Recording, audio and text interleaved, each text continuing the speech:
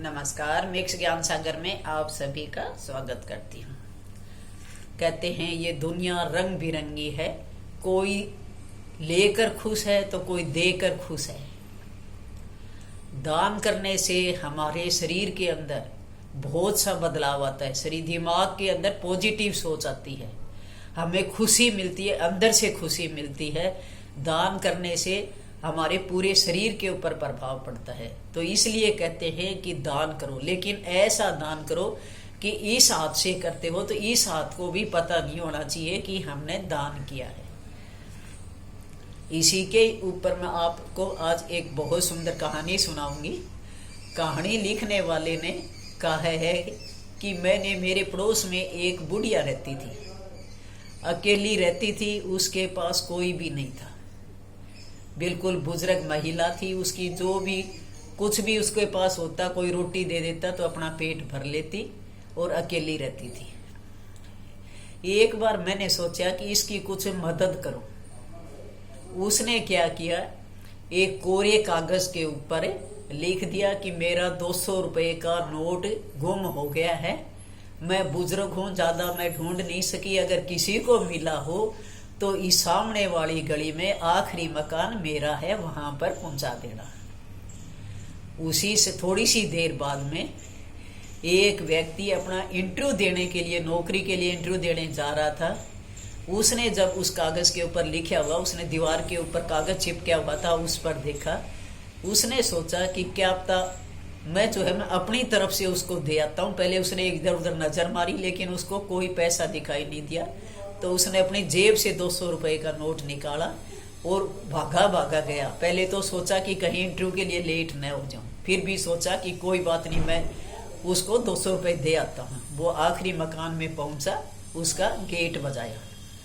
एक बहुत सी बुजुर्ग बुढ़िया हाथ में डंडा लेकर बाहर निकली और उसने दरवाजा खोला तो उससे पूछा, बेटा क्या बात थी, कोई काम आए हो?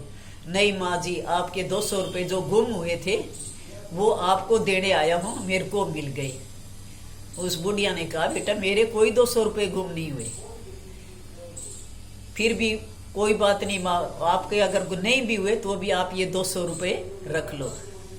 और वो भागा भागा फिर इंटरव्यू देने के लिए पहुंचता है। उसके दिमाग में पॉजिटिव सोच आती है कि मैंने इतना बड़ा पुण्य किया है, मेरा काम जरूर सफल होगा। और कहते हैं जो चीज हम सोचने लगते हैं, जो हमारा चेतन मन है उसको रिजर्व कर लेता है और वो काम जरूर बनता है।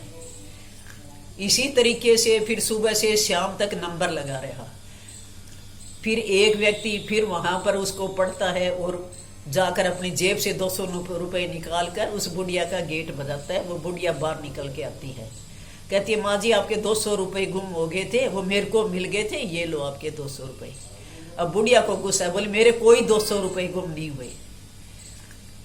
और अब ये करना, वहां पर जो लिखा हुआ है, आप बता रहे हो कि एक पेपर के ऊपर ये लिखा हुआ है कि मेरे 200 रुपए गुम हो गए और मैं आखिरी मकान में रहती हूँ, इसलिए मैं आपको ये 200 रुपए देना है। कि अब ये करना, जाते जाते आप उस पर्चे को पाड़ जाना, मेरे कोई पैसे बेटे गुम नहीं हुए, ये किसी और ने ही मेरी मदद करने के लिए वो पर्चा वहां चिपकाया है। और अब मेरे पास सुबह से लेकर 100-150 बंदे आ चुके और सभी ये कहते हैं कि हमें आपके पैसे मिल गए। तब वो व्यक्ति कहता है कि कोई बात नहीं माँ जी, आप ये 200 रुपए रख लो और मैं ये करूंगा, जाता जाता वो पर्चा पाड़ जाऊंगा। जब उसकी तरफ वो पर्चा पाड़ने लगा तो सोचा कि जब इतने 100-150 लोग पहले आ चुके, उन्होंने भी जब इस पर्चे को नहीं पढ़ा तो तुम क्यों पढ़ रहा है? अंदर से अपने आप आवाज निकलती है, तुम क्यों इस पर्चे को पढ़ रहे हैं? हो सकता है कि अब तक और लोग भी उस बुढ़िया की मदद कर दें ताकि अपना बुढ़ापा आराम से गुजार ले। तो वहां से वो पर्चा नहीं पढ़ते। इसी तरीके से शाम तक नंबर लगा रहता है दान करने वालों की, और उस बुढ़िया का वो पर्चा कोई भी नहीं पढ़ता। इसलिए अपने दिमाग से काम करके कहानी लिखने वाले ने कहा है कि मैंने सोचा चलो इस बुढ़िया का भला हो जाएगा। और इसी तरीके से सुबह से शाम तक उसके पास 200 रुपए देने वालों का नंबर लगा रहा। तो कहते हैं कि दान करने से हमारे शरीर में बहुत से पॉजिटिव सोच आते हैं, अंदर से खुशी मिलती है। बहुत से ऐसे लोग भी हैं जो पशुओं का भी भला करती है। कोई जानवर मिल जाता है, पक्षी मिल जाते हैं, बीमार पक्षी होते हैं, उनको भी अपने घर में लाकर उनकी सेवा करती है। किसी कुत्तों का भी ऐसा मिल जाता है, कोई लंगड़ा है या और है, उसकी भी मदद करते हैं। कोई बुजुर्ग महिलाएं देखते हैं, उनकी भी सेवा करते हैं। तो ऐसे बहुत से दानी हैं। तो भगवान कहते हैं कि उनका भी जो है जरूर भला करते हैं। कहते हैं कि भगवान हर व्यक्ति की परीक्षा जरूर लेता है, लेकिन उनके साथ कभी बुरा नहीं होने देता। इसलिए कहते हैं कि दान करने से हमें बहुत सी खुशियां मिलती है, हमारे दिमाग में पॉजिटिव सोच आती है और हमारा काम अपने आप ही फिर बढ़ने लगता है। इसलिए कहते हैं कि दान करें। पुण्य करने से सबसे बड़ा धर्म है। देना सीखें, लेना न सीखें। हमेशा दान करें अपने हाथों से।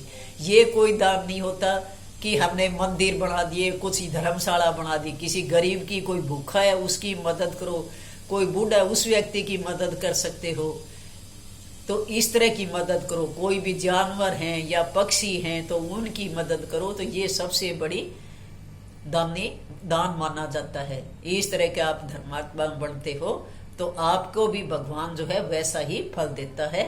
कोई भी पुण्य काम करते हो तो उसका फल भगवान जरूर देता है। और फिर हमारे मन में खुशी भी मिलती है कि मैंने मेरा इतना बड़ा काम किया कि एक भूखे को भोजन खिलाया है मैंने, तो कितनी खुशी आपके अंदर से मिलती है।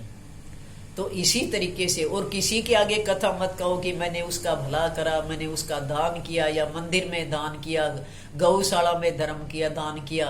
तो अगर आपने सब जगह कथा गा दी हो तो उस धर्म का कोई फायदा नहीं है। अगर कहानी पसंद आई हो तो लाइक और सब्सक्राइब जरूर करना।